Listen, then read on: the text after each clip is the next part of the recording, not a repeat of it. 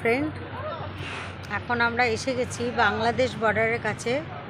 এখানে একটি লেক আছে, দেখুন সম্পূর্ণ বাকি নদীটা পুরো শুকনো। এইটুকু জায়গায় স্বচ্ছ নীল জল, সেখান থেকে বোটিং হচ্ছে। এই বোটে যারা বসে আছে, আমার পা ফ্র্যাকচার হয়েছে বলে আমি নামিনি। বোট যারা বোটিং করছে, ওই জলটা থেকে নিচের পাথর পর্যন্ত দেখা যায়। হ্যাঁ, এটা হচ্ছে বাংলাদেশ বর্ডার। ওখানে বাংলাদেশের লোকেরাই এসে এই বোট চালাচ্ছে এবং আমাদের মতো যারা পর্যটক তারা সব বোট চলছে। ঠিক আছে, আমি এসেছি, আমার পা ফ্র্যাকচার হয়েছে, সেই কারণে আমি এতগুলো সিঁড়ি ভেঙে যেতেও পারবো না, আসতেও পারবো না, সেজন্য এই ওপর থেকে দেখছি, তোমাদেরও শেয়ার করছি। কেমন লাগছে জানিও। ঠিক আছে, তোমরা সবাই ভালো থেকো। আমার কিভাবে কি হয়েছে পুরো জার্নিটা তোমাদেরকে পরে বাড়ি ফিরে জানাবো।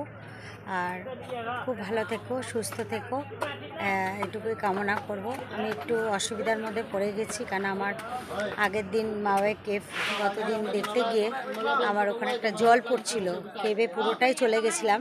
ঠিক বেরোনোর মুহূর্তটায় আমি একটা অন্ধকার জায়গায় রকের ওপর পাটা স্লিপ করে পড়ে গিয়ে আমার লেফট লেগের সেকেন্ড ফিঙ্গারটা ভেঙে গেছে।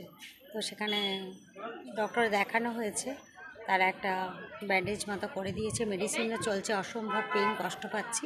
এতগুলো সিঁড়ি আমি ভেঙে গেলাম না, আবার তো সিঁড়িগুলো বেয়ে উঠতে হবে। তাই আমি তোমাদেরকে শেয়ার করছি যে জায়গাটায় এসেছিলাম, খুব স্বচ্ছ নীল জল। ওটা হচ্ছে বাংলাদেশ বর্ডার। ওই বাংলাদেশ বর্ডারের ওখানকার বাংলাদেশের মানুষরাই এসে বোট চালাচ্ছে, বিভিন্ন রকম সবজি মাছের ব্যবসা করছে, আর আমাদের মতো পর্যটকরা এই বোটিং করে এনজয় করছে। তোমরা এলে কখনো দেখো। এতে ডাউকি, এই জায়গাটার নাম হচ্ছে ডাউকি, বাংলাদেশ বর্ডার, ডাউকি লেক। ওকে, কেমন লাগছে দেখো। তোমরা যারা এসছো তোমরা জানো, যারা আসোনি তারা এসো, ভালো লাগবে। তাহলে টাটা।